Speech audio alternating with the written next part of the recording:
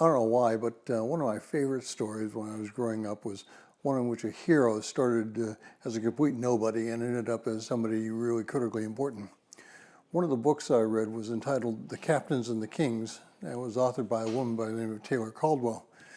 The hero was from Ireland, and he landed at Ellis Island with very little money, and before his death he became a multi-billionaire. And while these types of stories are uplifting and rewarding, the story of Joseph is even more rewarding because God used this man to help change the history of Israel.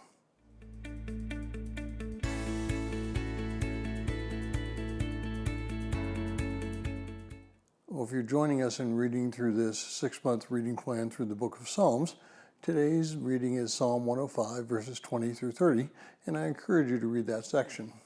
Well, Psalm 105, verses 21 through 24 says this: He made him Lord of his house and ruler of his possessions, to imprison his princes as well, and he might teach his elders wisdom. And Israel also came into Egypt, and thus Jacob sojourned in the land of Ham, and he caused his people to be very fruitful, and he made them stronger than their adversaries. Well, most of you know that I'm kind of a history nut.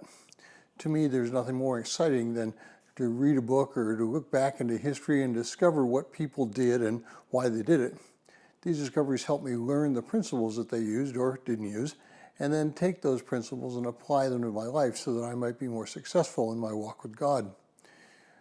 So, what principles are you using every day to battle things that are keeping you from having a more successful walk with God?